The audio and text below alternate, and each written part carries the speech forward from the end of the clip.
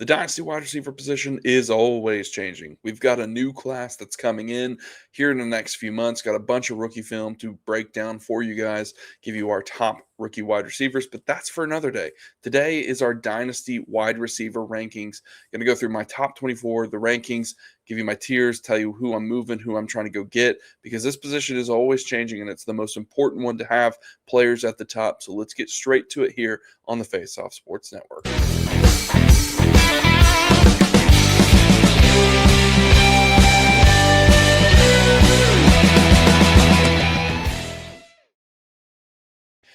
And as I said, we're going to break them out into tiers, but because there are so many wide receivers and kind of the groups can get big, I've combined a couple of them. But let's get started with our first tier, and this is just going to be one group of players.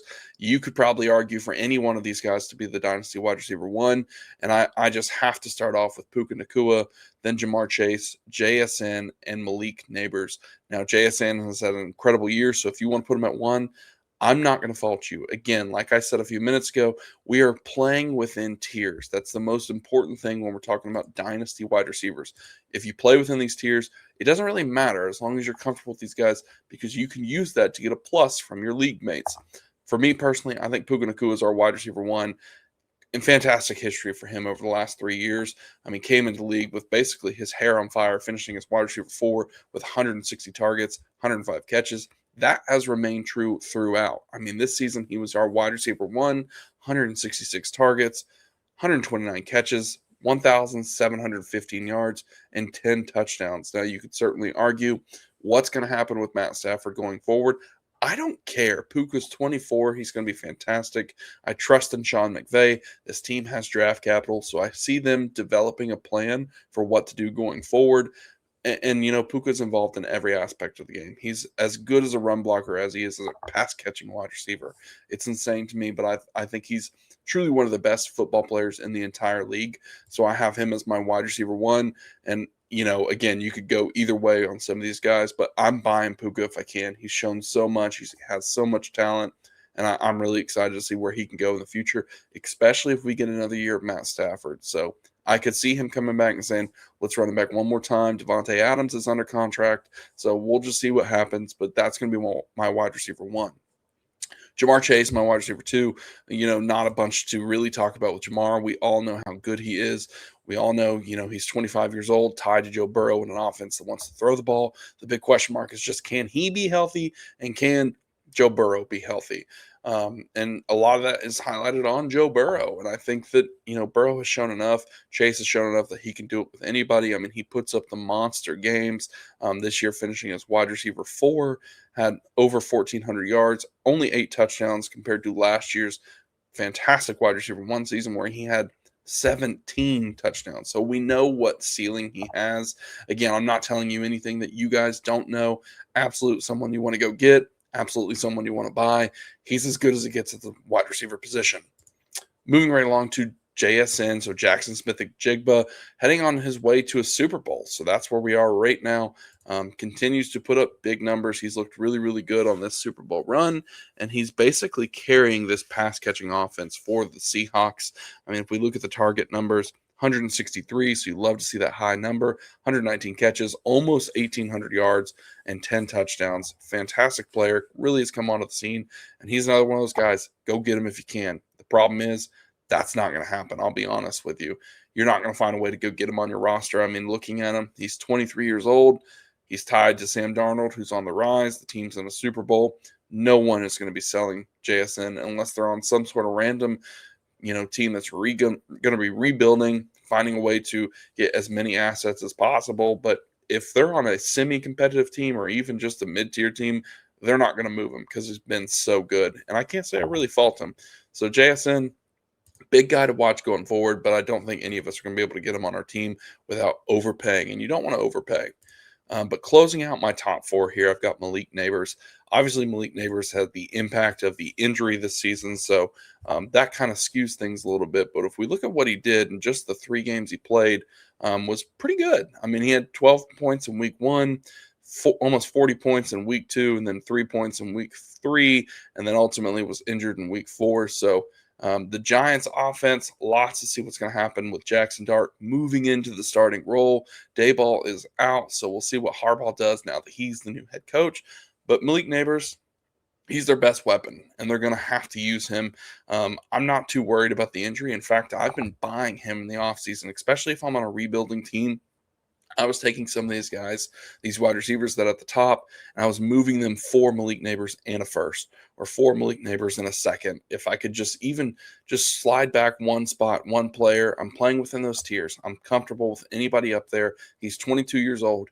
Even if he starts slow because of the injury this year, he's going to be fine going forward. He showed us in his rookie year where he finished as wide receiver 6, an elite 170 targets, 109 catches, 1,200 yards, 7 touchdowns on a terrible Giants team. Terrible Giants team. This team's getting better. They actually have some talent on the roster. There's something to work for with Harbaugh. So I'm kind of excited to see what can happen with Malik Neighbors. He's absolutely a buy for me, someone I'm going to go and get if I can. So be sure to check out your league mates. Again, play within that tier. If you can take one of these guys that's on the next group and go get Malik Neighbors where you use that injury, I would 100% do it. I would absolutely go in and say, hey, I have CeeDee Lamb. Let me go get Malik Neighbors and get maybe a plus back if you can convince your league mate to do that, because a lot of people are going to fade that injury. And again, he's 22 years old. He's tied to Jackson Dart, tied to Cam Scatterbill. We've got Harbaugh coming in. There's lots to like about this Giants offense. So I think better days are ahead for Malik Neighbors. So go check him out in your league. Moving on to my tier 2, though, let's get to Justin Jefferson, Amon-Ra St. Brown, and CeeDee Lamb. Now, obviously, starting off with Jefferson. Jefferson had the tough season. As we sit here and we look at what's going on with Sam Darnold going to the Super Bowl, questions are asked, is J.J. McCarthy going to be able to do that and elevate Justin Jefferson? The end of the year was rough for him. Lots of single-digit games, and that's not what you want to see. Target numbers weren't what they've been in the past. Only 141 this year compared to last year where he had 154 when he was wide receiver 2, or 184 when he was wide receiver 1, 167 when he was 4. You get the picture. When we target Justin Jefferson, good things happen. 141, that's certainly a lot, but they weren't necessarily all catchable balls. Only 84 receptions, barely eclipsed that 1,000 yards, and only 2 touchdowns. That's the big thing for me. I think that touchdown number has a dramatic shoot up. And if he gets those touchdowns, his fantasy finish is going to change. Finishing as wide receiver 21, I don't believe is in the cards for Justin Jefferson, barring injury. He's too good. He's 26 years old, so he's a little bit older than these other guys. So there's more risk coming with that as we get going forward. But at 26, we don't need to be panicking. We don't need to be jumping off the ship just yet. He's someone you can go out and target. And in fact, I probably would target him if your league mates are specifically really, really down. If you can take one of these guys that's after in the next couple tiers and go get Justin Jefferson, look into it. That's a good way to try and get a better player with more, power on your team, because what we know is Jefferson can absolutely be a guy that is a home run player. I mean, 30-point games last year in 2025, week 14, 32 points, week 16, 36 points. Those are in your playoffs. So that's important weeks for you. Or working up into your playoffs. 2023, same thing, 36 points in the final week of the season, 26 points in week 16. This guy puts up big time numbers, tons and tons of 20-point games. And if we look back at 2022 when he was our wide receiver 1, we see insane fantasy numbers, guys. I mean, he was fantastic. 370 fantasy points on the season, multiple 30-point games, almost a 40-point game. He was fantastic, and that's what he can do. Now, if we can get the quarterback play solved, that's only going to make him better. So I like Justin Jefferson going forward. I think he's going to have the opportunity to prove something. Even if JJ remains the guy for them and he's not the true answer, he should, in theory, be better than what he was, because he was really terrible. And, I think that Kevin O'Connell is smart enough to figure that out. And I think this team's going to develop a plan and find a way to even hide the flaws of J.J. McCarthy, because we've seen him use some rough quarterback play and really elevate this team. And I think he's going to have to find a way to do that this year. And if there was a guy in the league that I have to trust to do it, it's going to be him. So I think better days are ahead for Justin Jefferson. Moving on to my wide receiver 6, it's going to be Amon-Ra St. Brown. St. Brown had another great season. I think he's a guy that we kind of underappreciate how consistent he is. Wide receiver 3 years in a row. 172 targets, 117 catches, 1,400 yards, 11 touchdowns. The double-digit touchdown numbers has been in 3 straight years as well. He is the definition of just getting it done, basically locking yourself to have 16 points in your lineup every single game. I mean, his target numbers are insane. His volume's insane. He's the clear best pass catcher in this offense. Now, certainly the history of them has been wanting to run the ball. We'll see what happens with the new OC coming into town. But, I'm not worried about it. Some people are fading. I've seen where people have said, hey, well, what are we going to do about a new offense coordinator? Maybe there's a little bit slight dip in his production. He did have the 9-point game in week 16. But at the same time, guys, let's not overthink it. I mean, he had a 41-point game against LA in week 15. 18 targets, 13 catches, 164 yards, and 2 touchdowns. That's Amon-Ra St. Brown. He can do that at any moment in any game. And if you go look at his totals, it's fantastic across the board. Tons of 100-yard games, tons of multi-touchdown games, all the targets in the world, multiple catches. I mean, he's going to do everything for your lineup. I'm absolutely going to buy him if I can. Similar to Justin Jefferson, he's kind of hitting that threshold where he's 26. So that's when the age starts to creep in. I'm not saying sell him because he's too old. That's not what I'm saying. What I'm saying is when they hit 26, that's when you need to start evaluating, okay, am I looking at anything going downhill as of now? Do I need to start figuring out when to get off the ride? Because 26 to 28, that's going to be the peak years for the wide receivers. They have the ability to be really, really good. They're at the height of their offense. They're, maybe highlighted. Certainly they can be younger guys like JJ having a monster season when he was 22. Those will happen. But what we need to see is what's going to happen when they hit 26, 27, and 28. When they hit that 28 threshold, then you can start thinking, okay, is it time to get off the ride? Is it time for me to shift?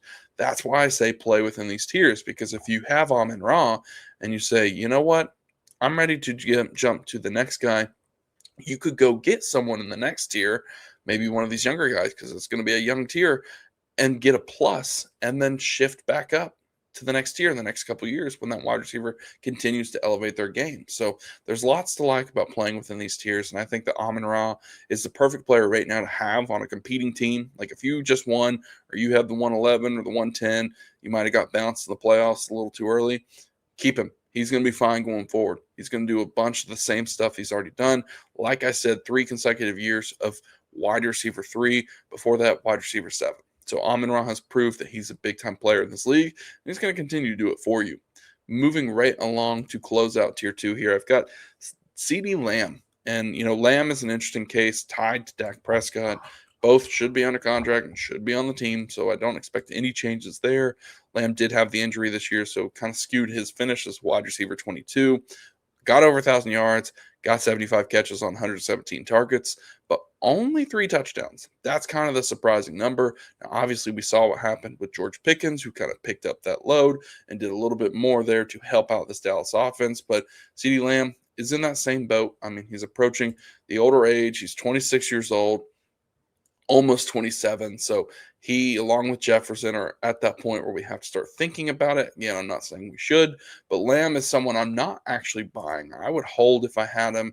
I would hold off on going to get him if I wanted to add someone. I'd be looking at a younger name. I want to see what happens with George Pickens because he's going to be a free agent. Do they bring him back? Is that going to impact the height that CeeDee Lamb can have and what he can do?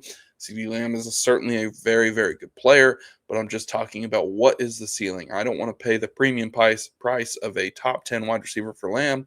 If they keep George Pickens, they kind of split the role between the two of them, and CeeDee Lamb becomes a guy that's more around the wide receiver 12 to 15 range. That's what we have to keep in mind. So hold for now. Don't go off and run and buy him if you have to. Well, let's get to my next tiers. I'm going to lump together tier 3 and 4. And I've got Drake London, Tet McMillan, Emeka Ibuka, Nico Collins, and Ladd McConkey. Specifically for you guys, tier 3 is going to be 8 through 10, and then tier 4 is 11 through 12. So let's start there and let's get to Drake London. Drake London has some changes on his team as well. We'll see what happens with the new coach coming into town. And with Stefanski, I think there's a real opportunity for them to be pretty good. London has been pretty consistent when he's on the field, had some more injuries this year. Lots of double-digit games. We love the target totals, 112 in only the 12 games he played, 7 touchdowns. That's pretty good for only 12 games played. London, I think, is going to be a fine player. He's only 24 years old, so there's lots of room for him to continue to grow and kind of stay within this top 10 dynasty wide receivers. I would absolutely go buy. I would check the price if I can, figure out what someone wants for him because there's lots of opportunity for him to continue to get better as he moves forward in this offense. I mean, if we look at his finish 2024, he finishes wide receiver 5. So he's done it before. He's had that ability, and that came off the back of 9 touchdowns. So it's not different than what he did. 158 targets. That's a pretty good target total. We like to see that number. And then 100 catches. He can absolutely eclipse that. Again, only played 12 games this year. So if he gets healthy, we could see him do it. He had a game where he had 38 points, followed by a 24-point game. Closed out the season kind of rough, but there's lots of, issues with this Falcon team going down the stretch. I mean, losing games they shouldn't lose. You got the coach, is he going to be fired? And then he does end up being fired. Who's going to be the quarterback? Penix gets hurt. Kirk Cousins comes in. There's so much to figure out, and I don't know if they're going to be able to do it. We'll see who ends up being the quarterback, but I do think that Drake London is someone that I want to buy regardless of the situation. He's 24 years old. We'll figure out about it. I would go and check the price of him in your league just because of the situation would give you an opportunity to buy. Carrying right along, I've got Tet McMillan at wide receiver 9.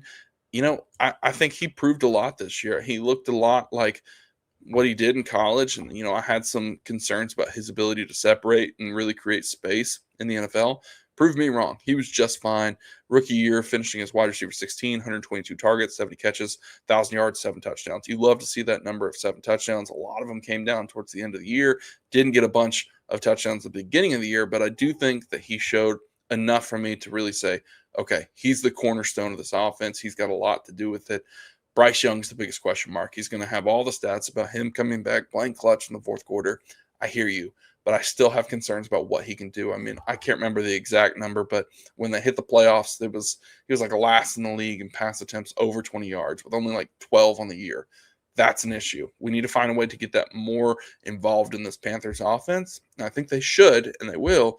We'll see what they do in the draft. Maybe they add a player. We'll see, I think Coker coming back and getting healthy towards the end of the year helped. Coker is a serviceable wide receiver and can be the wide receiver 2 for this team. I could see them adding someone if they needed to.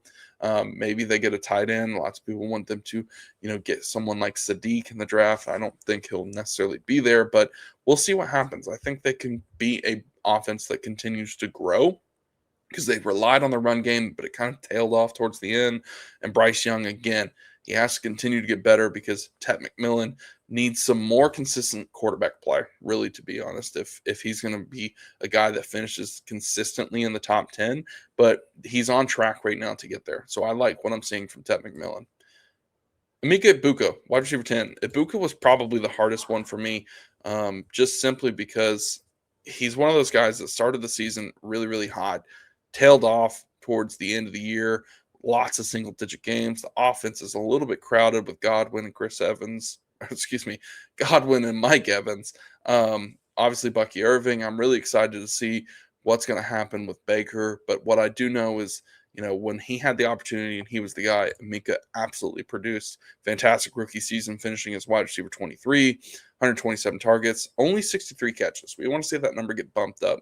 Don't really want a rate like that. And almost got 1,000 yards and 6 touchdowns. Didn't really have a touchdown to close out the year from week 11 on. So again, it was highlighted early when he was given the opportunity. We saw great target volume from him, tailed off towards the end of the year. I would go and buy because, again, it kind of ended a little bit colder. So I would check the price, see what someone feels, but do not overpay. Don't overpay. Some of these names, again, we're playing within the tiers. So find someone you can get in this similar tier, or if you want to, use a guy that's in the next tier and jump up, you can absolutely do that. You can say, here's Nico Collins, give me Emeka Egbuka, and you might be able to get a plus. If you want to use Ladd, that's going to be a little tougher because that's just kind of really more my opinion on Ladd than necessarily consensus. But let's just get straight to those guys. Let's talk about Nico Collins and Ladd McConkey. Looking at Nico, he's a guy that I think has done it enough. Wide receiver 8 this past season, played well, but again, CJ Stroud is the biggest issue. I would absolutely be buying or holding Nico Collins just because of that quarterback situation. I'm not really intrigued in finding a way to add issues to my roster. Looking at Ladd McConkey, though, I think Ladd is an absolute smash buy for me. wide receiver 13 year one, wide receiver 30 this past season. Numbers were inconsistent. We had QJ at the start of the year, injuries all over the place. Herbert breaks his hand. The team just didn't necessarily look like we all thought they might.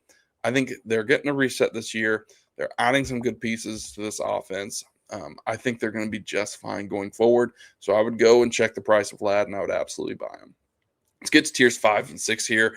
Roma Dunze, Brian Thomas, Garrett Wilson, George Pickens, Travis Hunter, and Chris Olave. The cutoff here for me, guys, would be Rome all the way through Garrett Wilson, and then George Pickens and Olave to that next tier. Starting off with Rome, I mean, he showed, again, just like these other rookie wide receivers, lots of opportunity and growth. I mean, we'll see if DJ Moore stays with the team.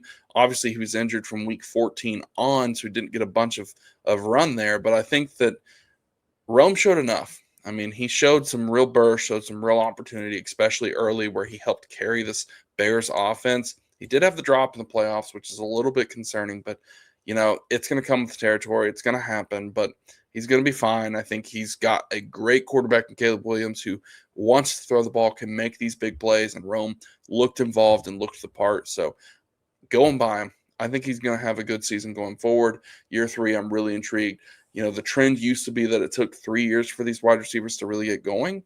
Now we kind of expect it to be in year 2. It didn't necessarily happen in this case, but again, I'm not going to overreact to that. I think that it just simply takes time, and this Ben Johnson offense is a little more complex than some, and it's finally hitting the point where it's looking like it's all coming together for this team.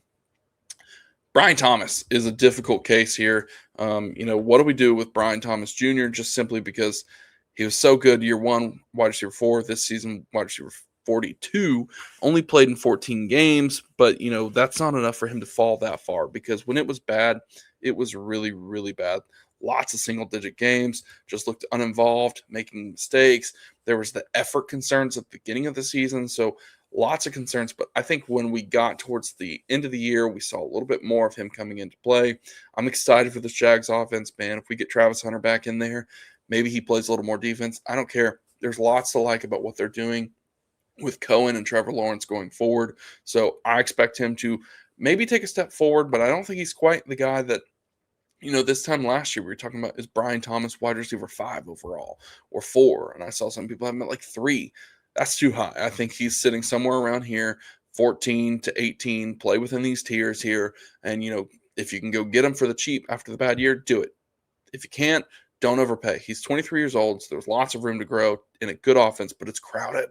It's really, really crowded. So we'll see what he does going forward. Garrett Wilson, though, is another interesting player on the Jets offense, which is not necessarily someone you want to be tied to, but he's a great player, man. I mean, when he's out there, he's the absolute dominant player. I mean, just from playing weeks 1 through 6, was double digits 4 of those 6 and had over 20 points in almost 4 of the 6. He missed it by, 0.8 points in 1 week, but 9 targets, 8 targets, 13 targets, 8 targets, 10 targets, 8 targets. You can't beat that. Finishing at 62, but again, only played in those 7 games. We'll see what happens with the quarterback position, but I'm buying Garrett Wilson if I can. He's 25 years old. He's shown enough. I think you can get him for a discount right now. So go check out and see what's going on with Garrett Wilson because I think that's a name to watch as we move forward, really, to be honest. And kind of going to the next name, too, George Pickens. That's another name to watch. George Pickens is going to be a free agent, and he had his monster season this year. And, I think Pickens could absolutely be back in Dallas, but he might go get a bag. And the big question mark is going to be, can Dallas afford to keep him? He showed just what he can do as a 1, finishing as wide receiver 5.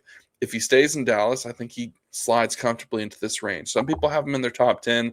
I'm not ready to do that. I don't think we're there. I mean, he had solid numbers this year, 93 catches, 1,400 yards, and 9 touchdowns.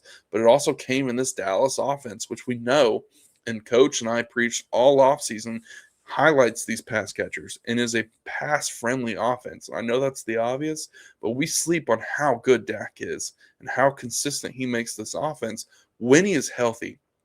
Go back to it. We say it every year. When he gets the opportunity to start every single game, he's a monster in fantasy.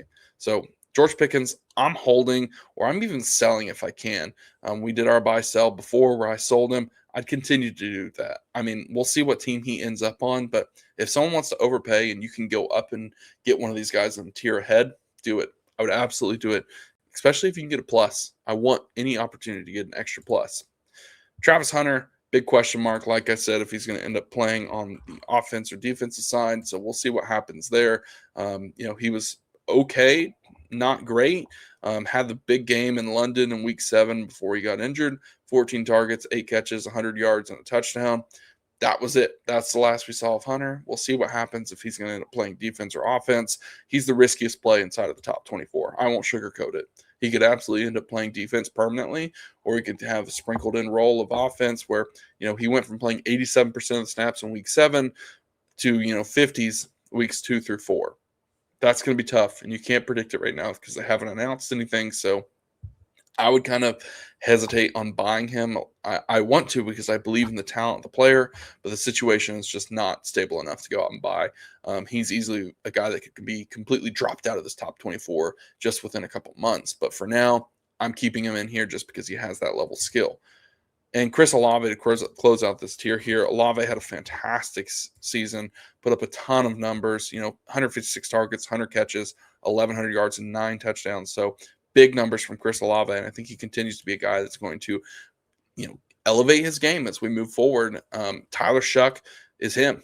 We were high on Tyler Shuck going into the season. He got that starting role, never looked back, and it was good things happened for Olave following that. So I'm buying Olave if I can, and I've been someone that's been an Olave hater for a little while, so it's kind of funny. But, I believe in Tyler Shuck, and I believe in Chris Olave.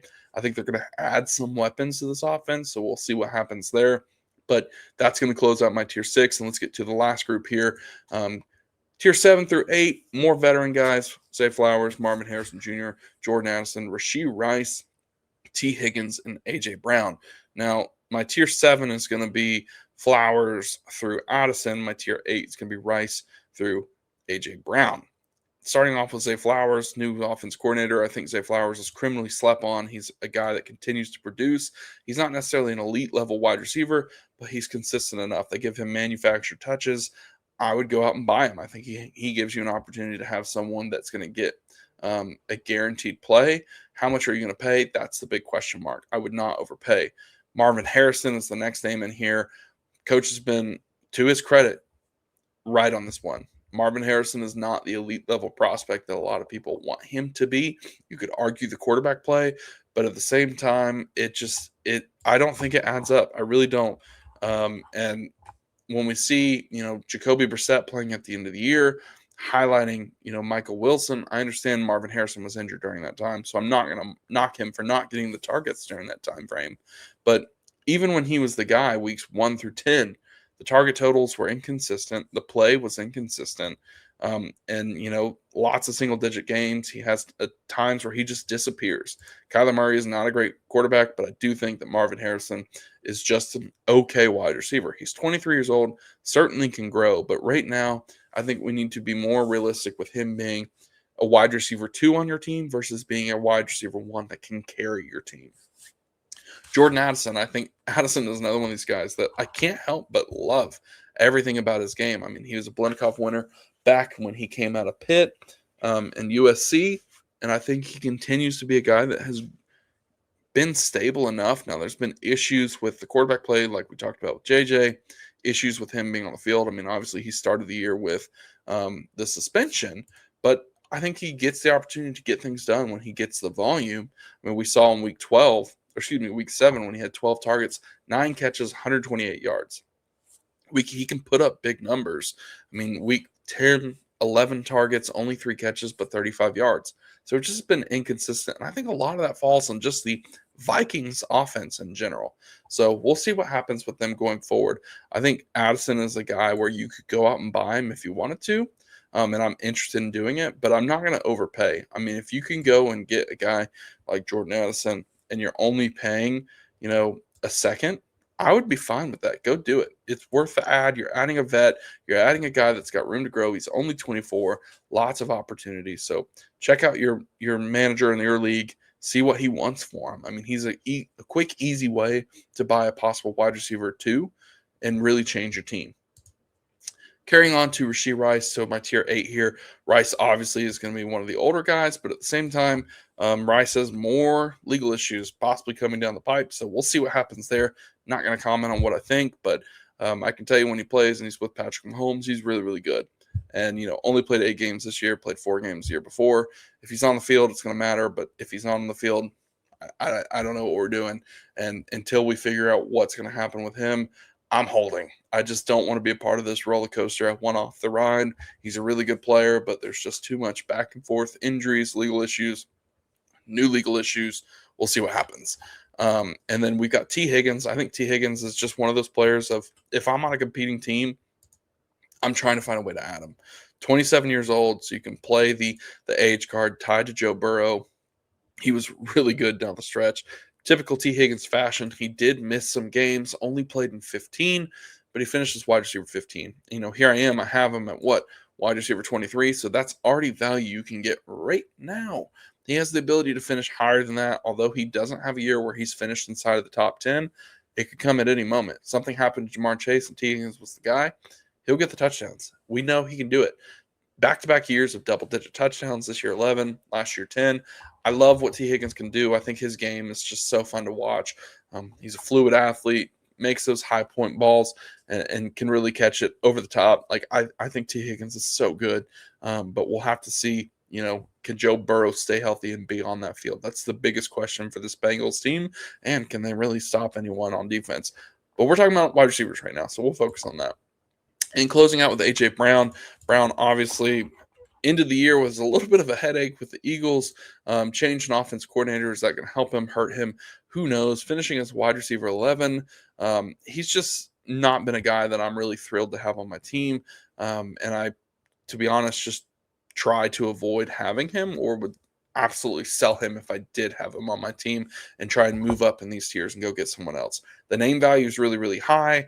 The product on the field with the Eagles is inconsistent, and the passing game, I think, is going to remain inconsistent. Jalen Hurts is not the elite level passer that some people want him to be. He's going to score a ton of fantasy points, and so will A.J. Brown. But I think you can get a guy with more ceiling, more upside that's going to be younger, because that's the next issue too.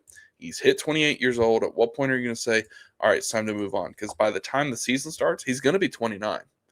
And that's the time where I want to get off the ride and go get someone else. Now, can they produce in their 30s? Yes, they can. I mean, Cooper Kupp's doing things. Mike Evans has scored a bunch of fantasy points. But at the same time, I don't want to get stuck holding the bag, because when Julio Jones went out, you're screwed. No one's going to come pay.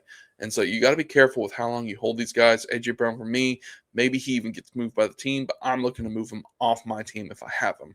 But that's going to do my top 24 wide receivers. So lots of names here. If you have a name that's not inside the top 24 that I had, let me know. I'll tell you where I have them. I'll let you know what I have my reasonings for having that player outside of the top 24. If you got a trade, shoot it to us in DM over at the FF Mediators, or pop it in here. Be sure to check out the Patreon. You can get access to all of our rankings and so much more. Join the Discord. It's free. You can ask questions in there. We're talking Dynasty all the time. We've got a Dynasty page where we're setting up all sorts of content come out down the line. So we'll check you in the next one.